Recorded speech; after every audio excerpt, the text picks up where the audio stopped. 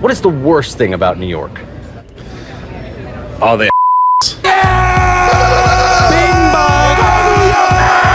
Bird versus Magic, Biggie versus Tupac. No matter how you slice it, the East Coast-West Coast rivalry has made its mark on American culture, and animation is no exception. Though nearly all major studios nowadays hail from the West Coast, back in the day there were tons of major players that called the East Coast their home and provided some much-needed competition for their coastal counterparts. However, none of them held a candle to the East Coast studio that not only rivaled Disney, but even eclipsed the mouse for a time: Fleischer Studios. New York-based Fleischer Studios was the first true king of American animation, a cartoon empire that played host to many of the most iconic characters from animation's pre-color era and built on the backs of the titular Fleischer brothers. There was Joe, an electrician who oversaw the electrical department, Charlie, mechanic and chief engineer, Lou, musician and music director extraordinaire, Dave, gag man, director, and co-founder of the studio, and the studio's other co-founder, Max Fleischer, artist, animator, and studio overseer whose mad genius would take his team from making short subjects out of a New York State apartment to cross-country theatrical productions in state-of-the-art facilities. It all started one day while Max was working as an editor for Popular Science Monthly, when the magazine's editor-in-chief, Walter Clamford, stormed into his office. Apparently, he was so frustrated by a crudely drawn and animated caricature of Teddy Roosevelt that he ended up venting his frustrations to Max and asked him if he could find some way to make animated cartoons more lifelike. Now, Max was a tinkerer at heart, seeing machinery as another art form for him to explore. So naturally, he approached Clamford's problem with a mechanical solution in mind. Max figured that the best way to reproduce the likeness and movements of a person would be with a machine that helped animators copy these features directly from the source. This idea would take the form of the rotoscope, a device that projected one frame of recorded film at a time onto a sheet of glass, allowing the animator to trace the subject's form directly onto the paper and accurately replicate their movements via animation. And so it began. Max filed a patent for the rotoscope, got his brother Dave on board to help him build it, and his wife Essie even pitched in her savings of $150 to fund the construction of this promising machine in the middle of their apartment's living room. But even after the rotoscope was finally up and running, the Fleischers still needed proof that it could achieve that lifelike motion on screen. Said proof would come in the form of Coco, a cartoon clown pantomimed by Dave over a white background and animated via rotoscope by Max, bursting out of his inkwell and onto the big screen in the late 1910s. This would be the start of the Out of the Inkwell series, in which Max and Dave would continue to hone their skills and establish a precedent for all future projects. You see, every time a problem was presented to Max, he'd come up with some sort of mechanical invention or character to address it, and the result would be a brand spanking new series that did wonders for the studio. The rotoscope not only solved Clamford's realistic animation quandary, but also birthed Coco's Out of the Inkwell series, landed Max and Dave a contract with Braid Productions, and ultimately led to the founding of Out of the Inkwell Studios in 1921. The rotograph was invented after Max wanted his characters to interact with moving backgrounds, allowing for better integration of animation alongside live-action film and resulting in even higher quality Inkwell cartoons. The Song Cartoon series and its now ubiquitous bouncing ball technique was invented after composer Charles K. Harris complained to Max about theatrical sing-alongs frequently playing the wrong tempo. Bimbo was born out of competition with Mickey Mouse, going on to star in rubber hose classics like Swing You Sinners and Bimbo's Initiation, which for my money were not only the two greatest animated pictures ever made at the time, but also perfect encapsulations of Fleischer's surreal and amorphous style. And Betty Boop would gradually morph from Bimbo's literal puppy-eyed love interest into animation's first true female star, shattering the era's male character with a bow trappings and becoming an icon of America's late jazz age with shorts like Minnie the Moocher, Snow White, and The Old Man of the Mountain.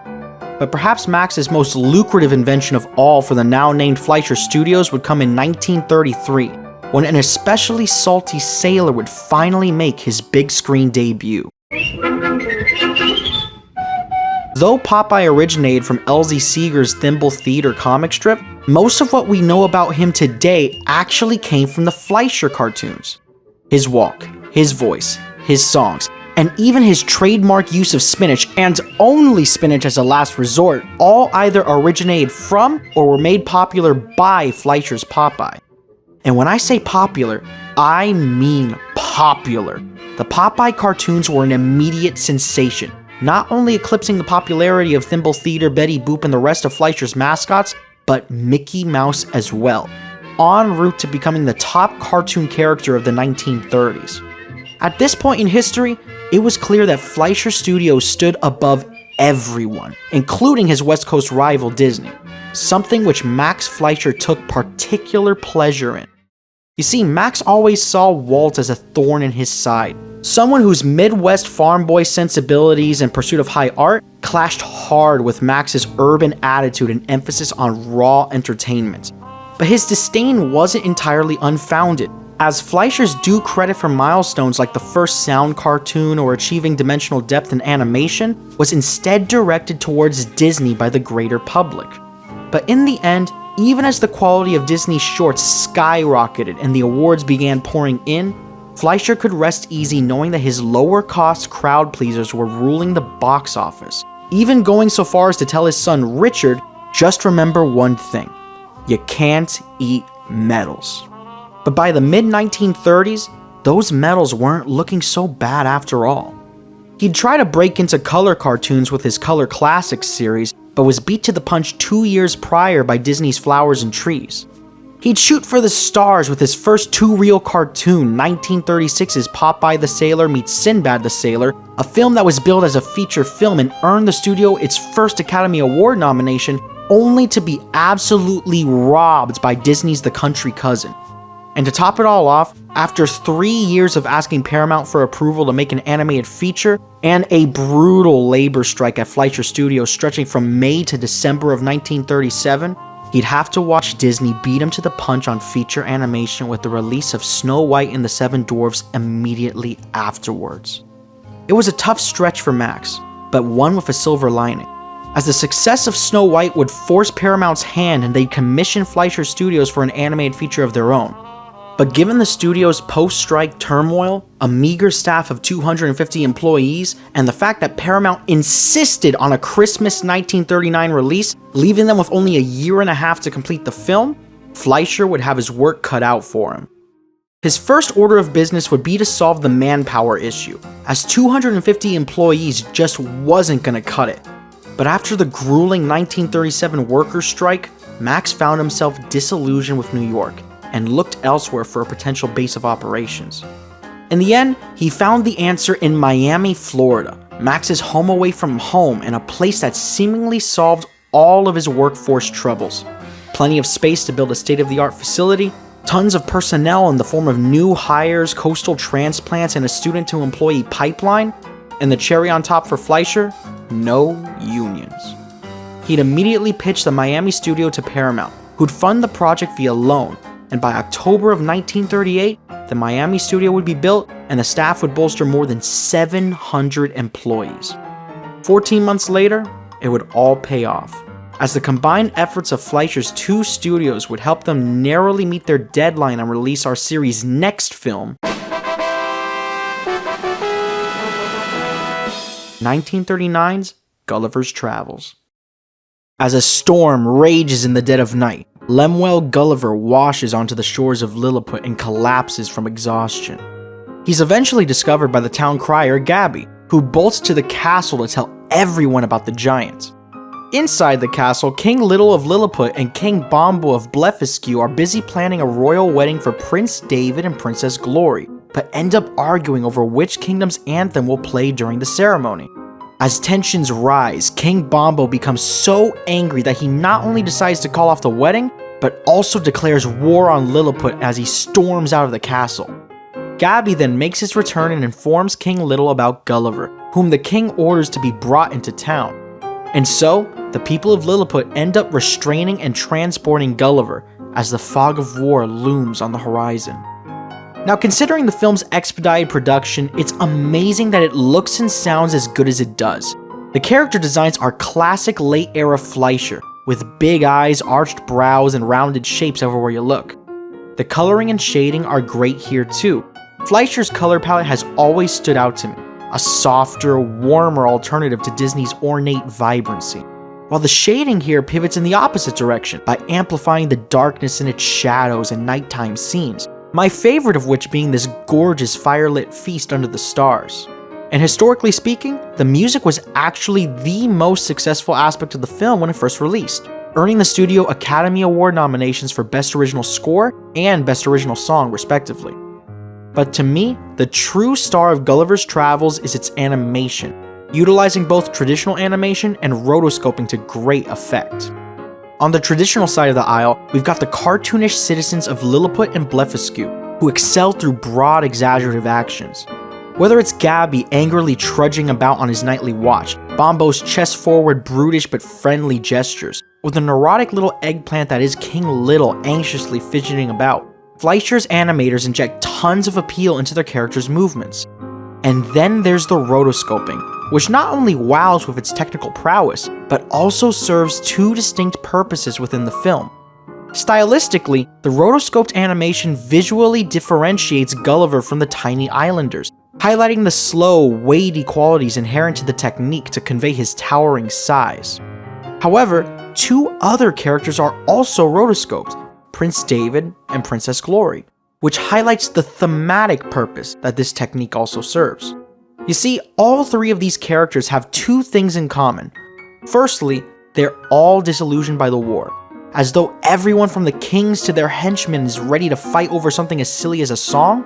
These three only want peace between the kingdoms.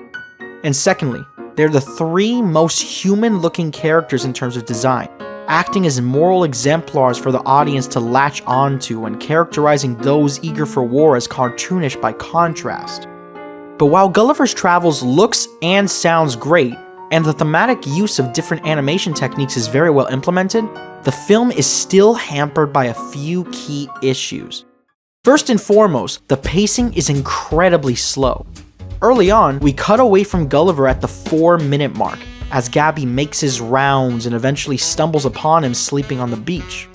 But after Gabby starts making his mad dash back to the castle, it takes a whole 15 minutes for the movie to return to Gulliver, and yet another 15 minutes just to get his ass into Lilliput, meaning that by the time we finally start getting consistent screen time with our supposed protagonist, the movie's nearly halfway over. Now, this would be okay if the movie made proper use of its runtime to flesh out its plot and get us invested, but it just doesn't. Instead, the movie tries to establish the wedding through some admittedly amusing interactions between the two kings, but while doing so, it also keeps constantly yanking us between short shots of the bride and groom-to-be that feels straight out of a different movie, and rapid gags of Gabby trying and failing to break into the royal court, every one of which are over and done with so quickly that they fail to leave any sort of impact. And funnily enough, that same sentiment applies to how the film sets up its central conflict, as the argument over which song will play at the wedding boils down to each king just insistently repeating their song's names like school children. And sure, I get that the childish nature of this argument is intentional, highlighting the absurdity of starting a war over such a minor grievance. But the lack of any interesting escalation in said argument, no pre-established significance given to the song beforehand, and the fact that the ensuing war isn't treated like that big of a deal leaves it all feeling hollow in the end. But if anything can overcome a lackluster plot, it's strong characterization and personality, two things that are notably absent in Gulliver's Travels.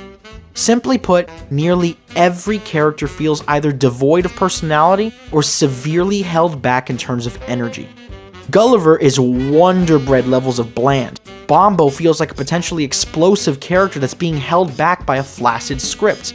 Little's lukewarm voice acting and dialogue keep him from being a truly lovable neurotic. And the Lovebirds David and Gloria feel less like characters and more like sentient plot devices in their portrayals. I mean, they don't even get so much as a single line of dialogue until the very end of the movie. Maybe if the film's conflict had a more layered setup, such as portraying Lilliput as a feeble underdog joining with Blefuscu for security, only to draw a line in the sand after having their people's song pushed out of the royal wedding, then maybe the king's personalities could be exaggerated to greater effect, the impending war would be portrayed as a bigger threat, and Gulliver's decision to protect Lilliput would be more significant. But as things are, the only characters that manage to stand out as memorable to me are Gabby and Bombo's 3 spies, Sneak, Snoop, and Snitch. And it's all for one simple reason. They play to Fleischer's strengths. These guys have loads of attitude and personality, are consistent sources of gags, and are active characters who like to get their hands dirty. Moments like Gabby getting clowned by the other Lilliputians or the spies fumbling about trying to keep their hideout a secret are far more in line with what I would envision from a feature-length Fleischer cartoon than David and Gloria's Moonlight Serenades, which personally to me come off as the studio trying to take a bite out of Disney's apple rather than doing their own thing. However, there's one change that was considered early in production that I think might have solved much of Gulliver's personality crisis, and that's putting Popeye in the lead role. Much like his 2 reel shorts, Popeye was originally set to star as Gulliver in his feature-length debut. And though the final film turned out decent without him, I can't help but think he would have made everything better in the end. First off, Popeye would have made for a far more interesting Gulliver, as he would have brought a more charming, temperamental take on the character. Second, Popeye would have yielded more dynamic interactions with Gabby, Little, Bombo, and the rest of the sporting cast. I can imagine him seeing Gabby as a smaller, weaker version of himself and taking him under his wing. I could see Popeye encouraging King Little to stick up for himself and finally grow a spine. And his clashes with the similarly macho King Bombo could have led to some explosive standoffs, with both of them puffing up their chests ready to duke it out. And third, all of these aforementioned elements could be even stronger if Popeye's supporting cast made it into the film, potentially with Bluto as King of Blefuscu, Wimpy as King of Lilliput, and Olive Oil as the princess. It certainly would have been interesting to see how this version of the movie turned out, but nonetheless, I'm still happy with the final film. Though Gulliver's Travels exhibits some growing pains from the jump to a feature format in its writing and pacing, and I do wish that it took more cues from Fleischer's Poor Cinderella or Somewhere in Dreamland rather than Disney's Snow White and the Seven Dwarfs, it's still a technically impressive film whose charming visuals really hold up, and one that is certainly worth your time. And so with that, we've reached the end of our review for Gulliver's Travels, the first Fleischer feature, but as we'll eventually see, certainly not the last. It was a lot of fun combing through Fleischer's history and watching their back catalog for this film, especially given the resurgence of their style in recent years from great projects like Connect Steps Out, Unicorn Warriors Eternal, and of course, Cuphead. So, if you're a fan of these projects' aesthetics, or just like what you've seen from this video, then check out Gulliver's Travels and the rest of Fleischer's filmography on YouTube to see where it all began. Moving on to my rankings, Gulliver's Travels was the lone animated film of 1939, so it gets a shiny participation trophy for its efforts. As for our multi-decade rankings, Gulliver will slot itself comfortably into 3rd place, edging out Prince Ahmed for the bronze medal up to this point. The next 2 videos will take us back to Disney during their most ambitious period ever for feature animation, so be sure to tune in for that. But until then, thanks for watching.